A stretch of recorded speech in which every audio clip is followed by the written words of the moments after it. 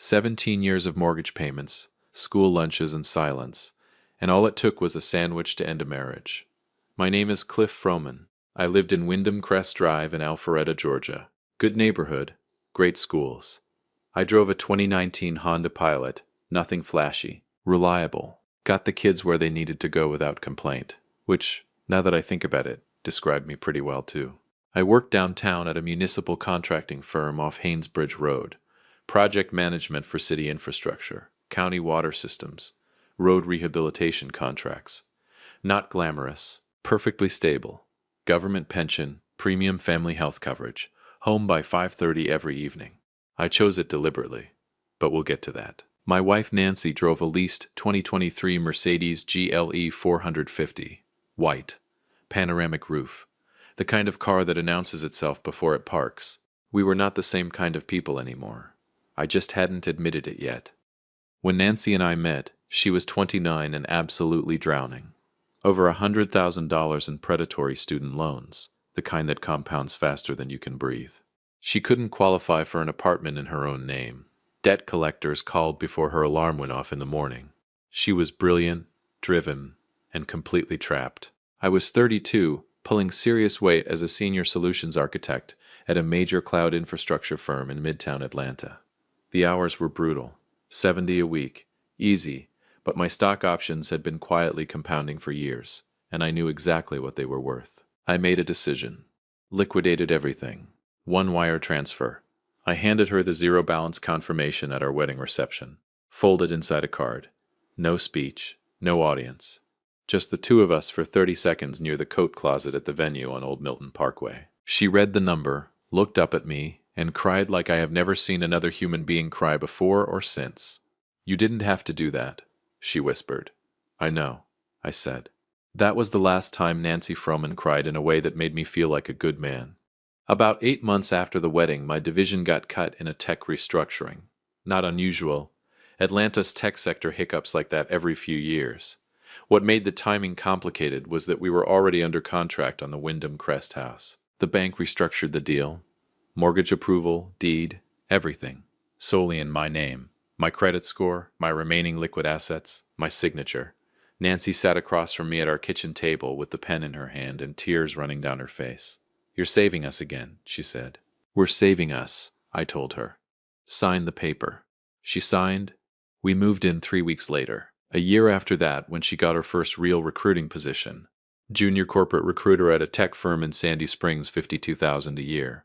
I made the second deliberate choice.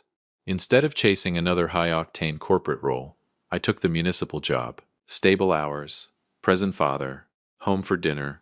She was debt-free, career mobile, and completely unburdened. I figured we had built something solid. I figured a lot of things back then. Welcome to Dad's Raw Revenge. Get comfortable. This story is going to take you somewhere. Hit that like button and drop a comment below letting me know where you're watching from. Trust me, you're going to love it here. Here's what nobody tells you about a slow burn. You don't smell the smoke until the whole room's already on fire. The first 7 years were fine. Good even. David was born. Then Marcy. We had cookouts with neighbors on the 4th of July. Ate at Taqueria El Rey on Canton Street when Nancy didn't feel like cooking. Drove up to Lake Lanier on long weekends with a cooler full of sweet tea and Capri Suns. Then Nancy got promoted to senior corporate recruiter. $105,000 a year. In Alpharetta, that's a very comfortable salary.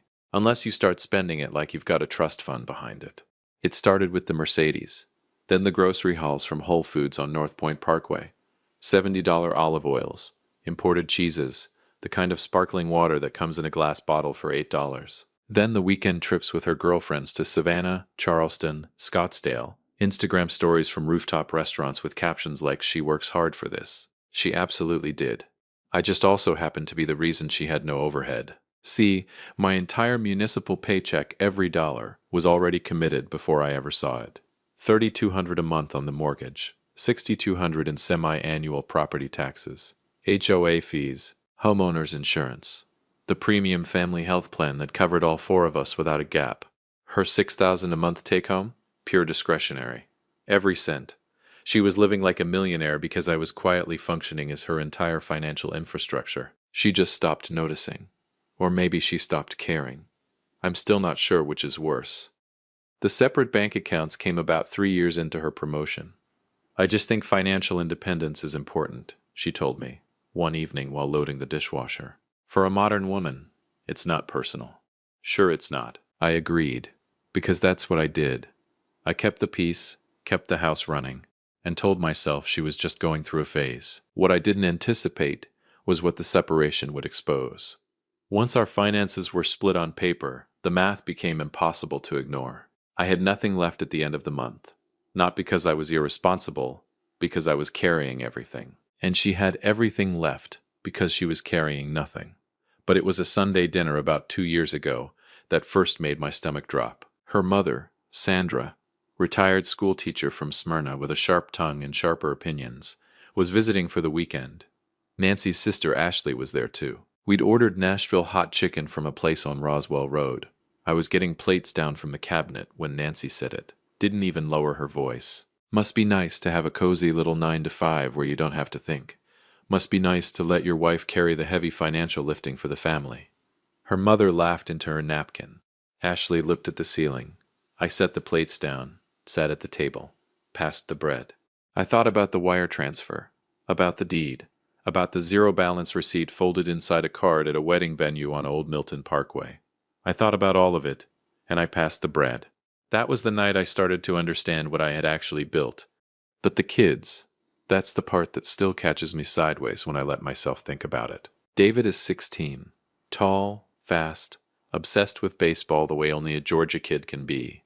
Marcy is 13, sharp as a tack, always watching, always calculating, more like her mother than either of them would like to admit. I drove them to school every morning. Down GA 400 past the Avalon development on Wills Road, all the way to their campuses in the Fulton County system. I made lunches. I showed up to games. I showed up to recitals. I cooked 4 nights a week, real food, not DoorDash. Shrimp and grits on Fridays, chicken bog on slow Sundays, peach cobbler when I felt generous. And somewhere along the way, my kids started looking at me the way their mother looked at me. One evening in September, David came to me about a travel baseball team. Elite program, tournaments across Georgia and the Carolinas. The fee was $4,000. I looked at the calendar. The semi-annual tax bill was hitting in 11 days. Buddy, I said, I can't do it this exact week. Sit down with me this weekend. Let's budget it out for next month. I want to make this happen for you. He sighed, dropped his shoulders, the specific sigh of a teenager who has been pre-taught where to expect disappointment. Nancy walked in from the hallway. She reached into her bag. Platinum card on the table. Here you go, sweetie. Mommy's got you. She looked at our son, not at me. Didn't look at me once. It's a shame only one parent cares about your talent and your future. David's face lit up like Christmas morning. He hugged her. Left the room. I sat at the kitchen table alone with the sound of the refrigerator humming and the distant noise of the neighborhood outside. I told myself it wasn't a pattern. I told myself she was just excited to help. I told myself a lot of things in that kitchen. I had no idea what was coming. None. I was still making lunches, still paying the mortgage, still driving down GA 400 every morning with 2 kids in the back seat, one of whom had recently asked me to drop him off half a block from school so his friends wouldn't see the pilot. I parked where he asked, watched him walk away without looking back, kept the car in park until he turned the corner. Then I sat there for a minute longer than I needed to. I was still the foundation. I just didn't know yet that a foundation can hold a house up forever and still be the first thing destroyed when the walls come down.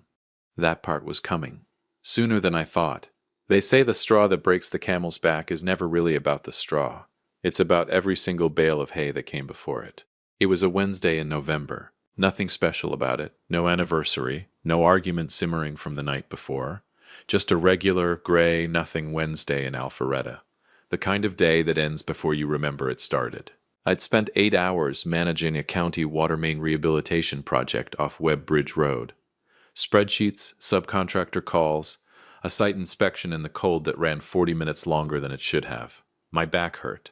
My coffee had gone cold by 9 a.m. and I never got around to reheating it. I came home, changed out of my work clothes, and walked into the kitchen to make a sandwich. That's it. That's the whole setup. If you told me that a turkey sandwich was going to be the last domino, I would have laughed at you. I opened the fridge, pulled out the deli turkey, the sourdough from the Whole Foods run she did on Sunday, the good brown mustard, the one in the glass jar she bought because the plastic bottle kind was apparently beneath us now. I set everything on the counter, got a plate down from the cabinet. I had the bread in my hand. She walked in. She didn't say anything at first, just stood in the doorway in her work blazer, laptop bag still on her shoulder, and watched me the way you watch someone doing something mildly irritating, like humming or chewing too loud. Then she crossed the kitchen. She took the plate out of my hand, set it on the counter behind her, closed the refrigerator with her hip, and looked at me. Buy your own food. Flat. Quiet. No heat in it whatsoever, which was somehow so much worse than screaming. Stop living off me. I am tired of feeding an anchor. The kitchen was completely silent, except for the hum of the refrigerator she had just closed. I stood there, in my kitchen, in my house, on my mortgage, on the foundation of my premarital assets and 17 years of my adult life, and I looked at my wife. I thought about the wire transfer, the wedding card, the kitchen table where she signed the deed crying, calling me her safe place. I thought about the $4,000 baseball fee and the platinum card slapped on the table, the Nashville hot chicken Sunday dinner. Must be nice to let your wife carry the heavy financial lifting. I thought about David asking me to stop half a block from school. I thought about all of it in about 4 seconds flat. Then I said the only thing I trusted myself to say. Understood. I walked to the bedroom, closed the door, sat on the edge of the bed in the dark. I didn't cry. I didn't punch a wall. I just sat there while something very quiet and very permanent finished breaking inside my chest. I sat there for a long time. When I finally got up, I wasn't angry. I was done. And there is a very significant difference between those two things. Angry people make noise. Done people make moves. I went to my desk, opened my laptop, and I started making a list. The next morning, I was sitting in the office of a family law attorney on North Point Parkway before 9 a.m. Her name was Rebecca Owens, mid-50s, former Fulton County family court judge. The kind of woman who has heard every version of every story and still manages to look at you like yours actually matters. I walked in with a folder. Inside was 17 years of documentation I had quietly assembled over the previous 8 hours. Bank statements. The original wire transfer confirmation from my premarital stock liquidation. The mortgage deed, solely in my name, property tax records, insurance premium records, health plan enrollment showing all 4 family members covered under my municipal benefits package. 17 years of paper that told a very different story than the one being performed on Nancy's Instagram account. Rebecca Owens put on her reading glasses. She didn't speak for several minutes. Then she looked up. "Mr. Froman," she said, "do you understand what you're sitting on?" "I'm starting to," I said. She leaned forward and walked me through it piece by piece with the calm efficiency of someone diffusing something complicated in a very small amount of time. The house, solely in my name, funded entirely by premarital assets, could go to an off-market cash sale to an institutional buyer. 30-day close. Clean. The equity would be directed into a locked court escrow account and applied as legal offset against the marital debt I absorbed before the wedding. $100,000 in student loans, documented, transferred, and paid in full by Clifford Allen Froman before Nancy ever drew a paycheck as his wife. "That escrow argument is airtight," she said, tapping the wire confirmation with one finger. "This doesn't disappear in a standard asset split. This has its own lane." Then she asked about the children. I told her about the school runs. Every morning, down GA 400, for years. The meals, the games, the recitals. The half-block drop-offs I never argued about. I told her about Nancy's travel schedule. Conference trips to Charlotte, Dallas, Chicago, the 60-plus-hour weeks that were documented in her own LinkedIn posts celebrating her corporate hustle.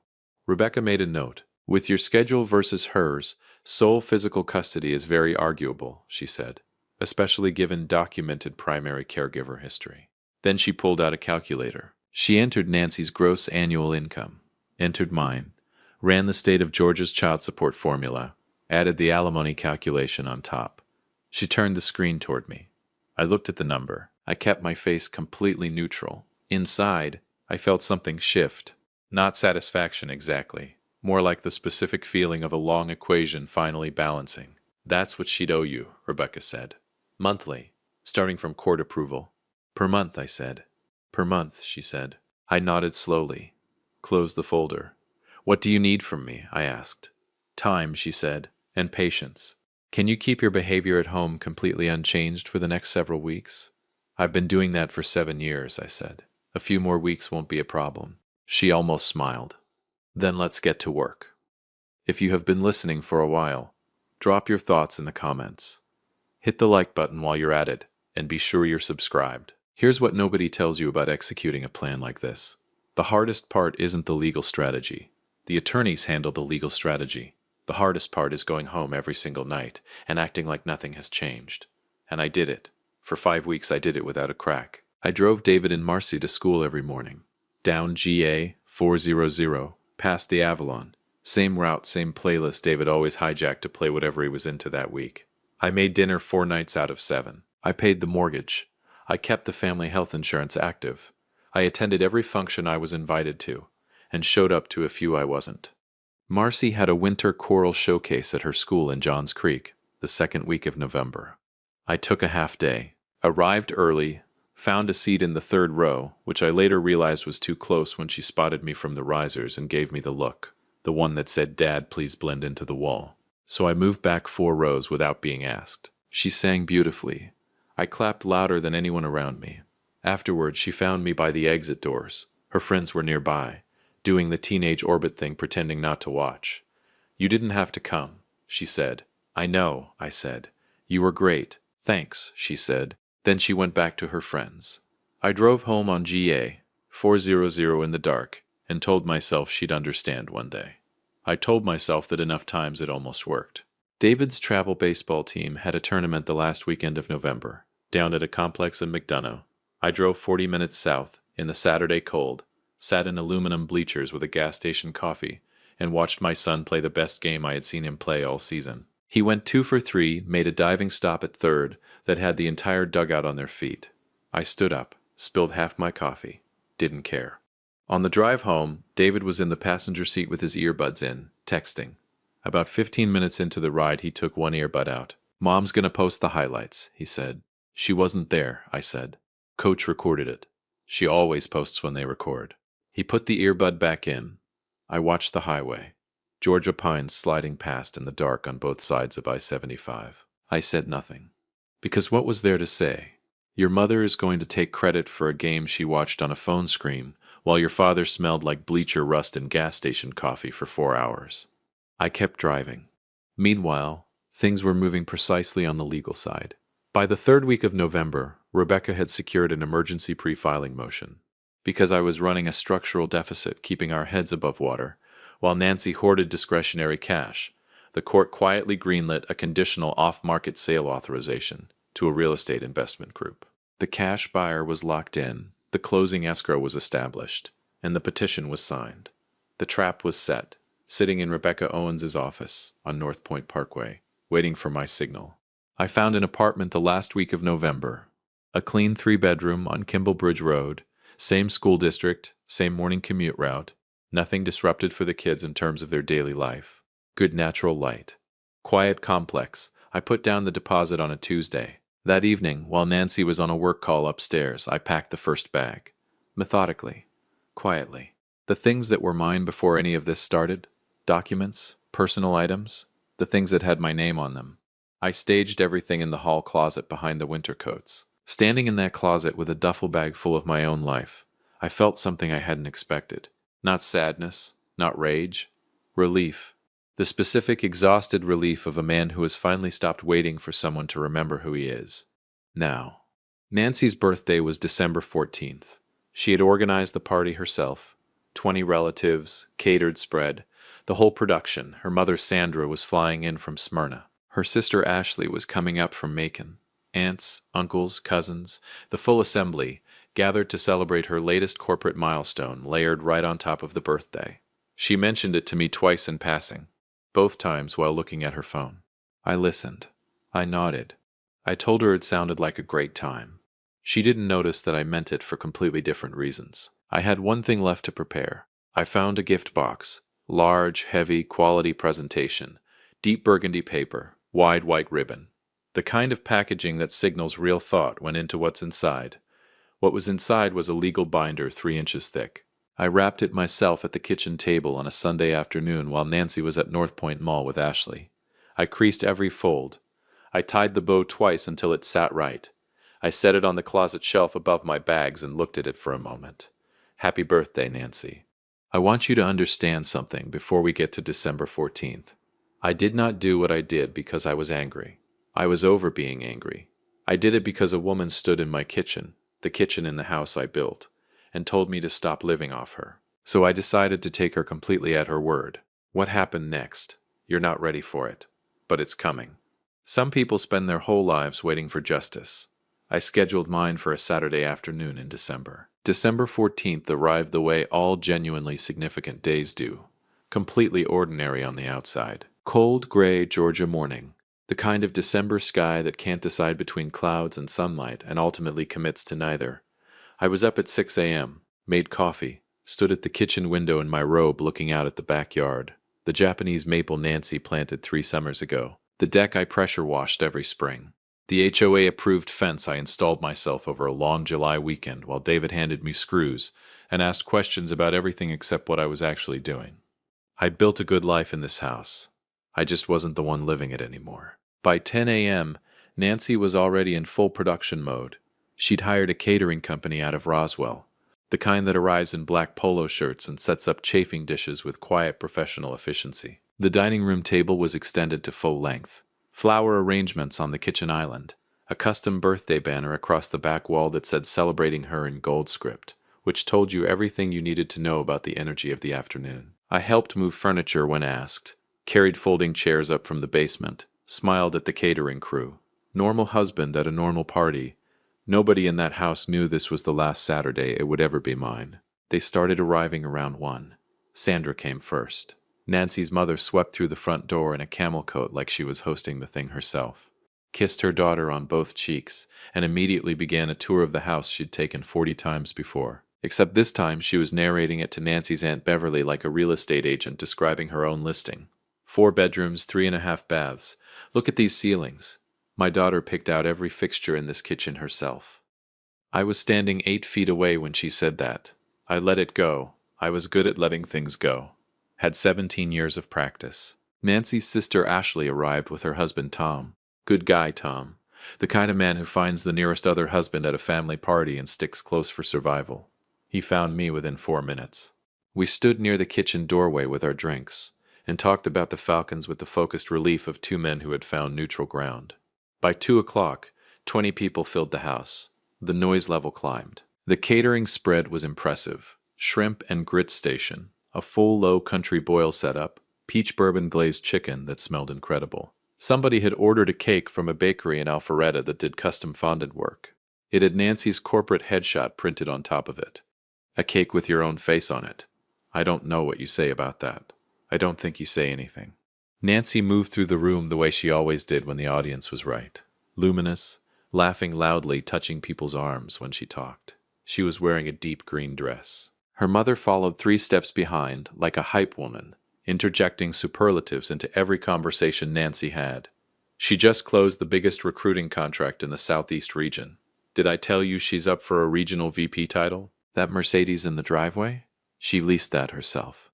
I watched from the periphery, quiet, patient, a man with absolutely nothing left to prove. David and Marcy were there, orbiting their mother's gravitational pull the way they had been for years. David was on his phone, near the dining room. Marcy was sitting with a cousin her age near the window. Neither of them had said more than 12 words to me all morning, which in the mathematics of my recent life was actually above average. The burgundy gift box was sitting on the hallway console table. I had placed it there at noon, centered, bow facing out. Nobody had asked about it yet. Good things come to those who wait. They sang Happy Birthday at 3:15. The catering crew dimmed the kitchen lights. Somebody lit the candles. Sandra stood beside her daughter with her hand pressed to her chest like she was watching a coronation. 20 people crowded into the kitchen and dining room doorway. Phones up, voices rising. I stood in the back.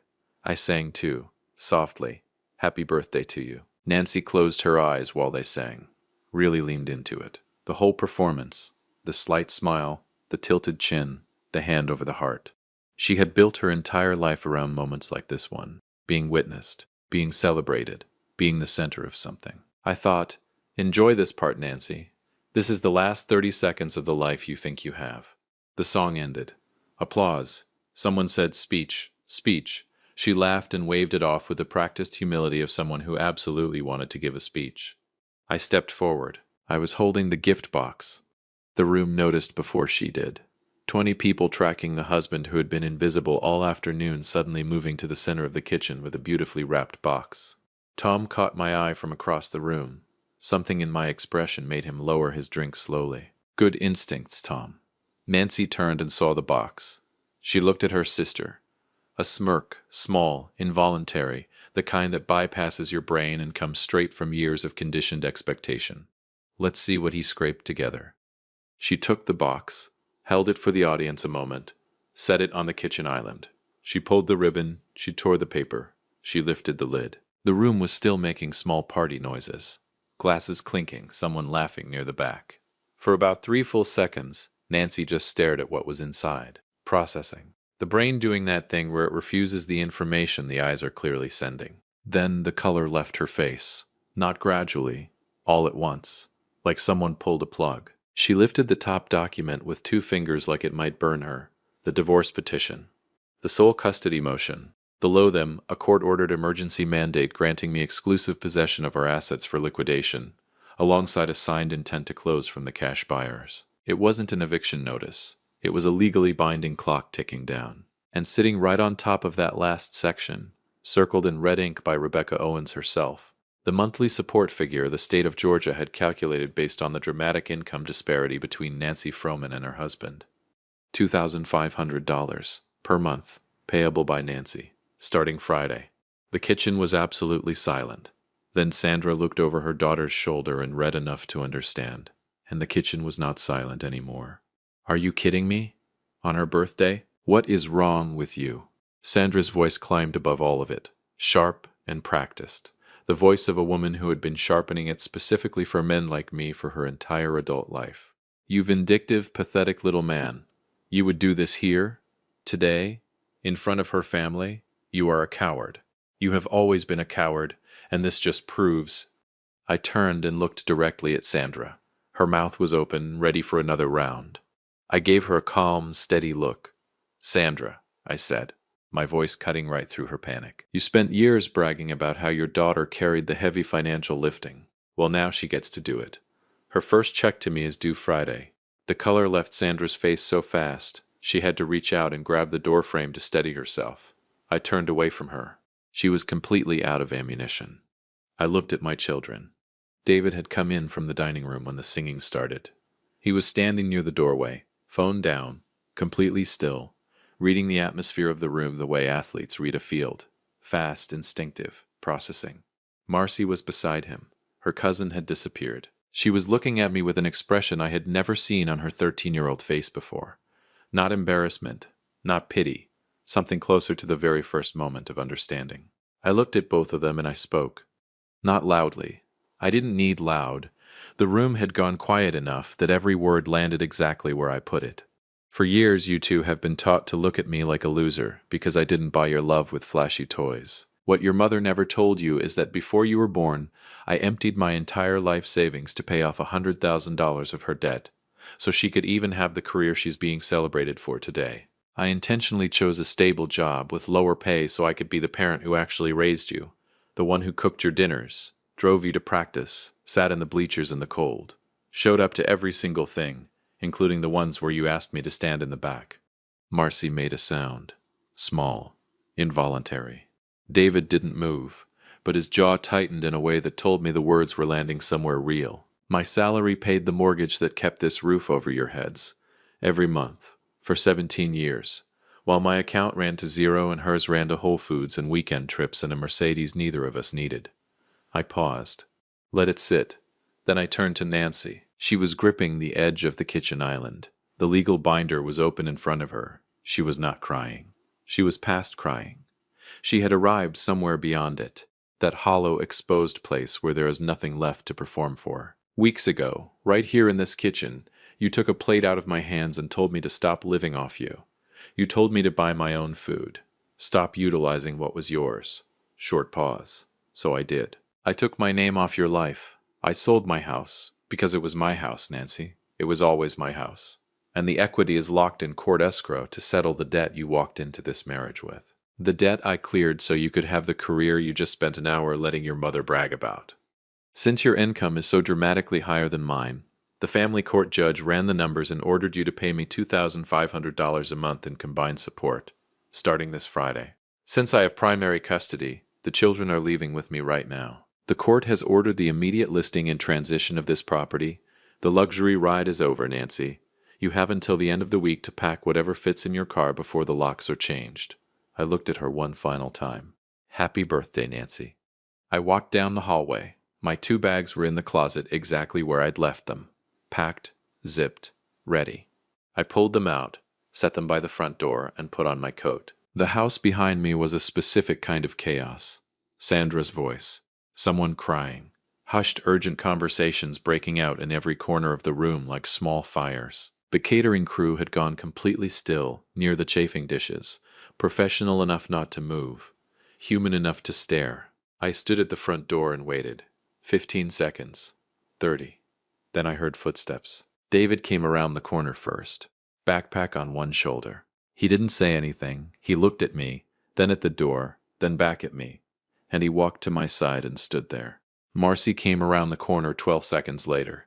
She had her jacket half on, one arm still finding the sleeve. Her eyes were red, but her chin was up. She stopped in front of me. "Dad," she said, and then she didn't finish the sentence because she didn't have to. "I know," I said. "Come on." I opened the front door. We walked out into the cold December air, the gray Georgia sky, the manicured lawn, the HOA perfect street that had watched us come and go for 12 years. I loaded the bags into the Pilot. The kids got in without being asked. I closed the trunk, stood beside the car for one moment, looked back at the house on Wyndham Crest Drive one final time. The lights were on inside. Through the kitchen window I could see movement, shapes, people, the blurred aftermath of 20 relatives processing something none of them came here expecting. Sandra pacing, Ashley on her phone. The catering crew beginning to quietly, professionally pack up a party that was over. And in the center of it all, standing completely still at the kitchen island, Nancy, alone inside a crowd, holding a legal binder in a house she had never owned, at a party celebrating a version of her life that had just walked out the front door. I got in the car. David had one earbud in, but the music wasn't playing. Marcy was looking out the window at the house. Neither of them spoke. I started the engine, backed out of the driveway slowly, pointed the Pilot north toward Kimball Bridge Road and our new apartment and whatever came next. Halfway down Wyndham Crest Drive, Marcy said quietly, almost to the window, "Dad, the baseball tournament in McDonough. Were you really there the whole time?" "Every inning," I said. She nodded, looked at her hands. David pulled the earbud out, set it in his lap. Nobody said anything else for a while, and that was fine. We had time now. I had the stable hours. I had the pension and the health plan and the predictable schedule and a second bedroom with enough space for both of them. I had primary custody and a court order and a clean apartment and the specific unshakable peace of a man who stopped waiting for someone to remember who he was and reminded them himself. We drove north on GA 400, Georgia pines on both sides, the gray sky finally deciding, somewhere over Forsyth County, to let a little light through. I turned the heat up. First time in a long time, everyone in my car was exactly where they were supposed to be. If you enjoyed this story, you already know someone like Cliff. Hit that like button, subscribe, and drop a comment below. Let me know where you're watching from. And if you want to see what happens when Nancy shows up at that apartment 6 weeks later trying to negotiate, tell me below.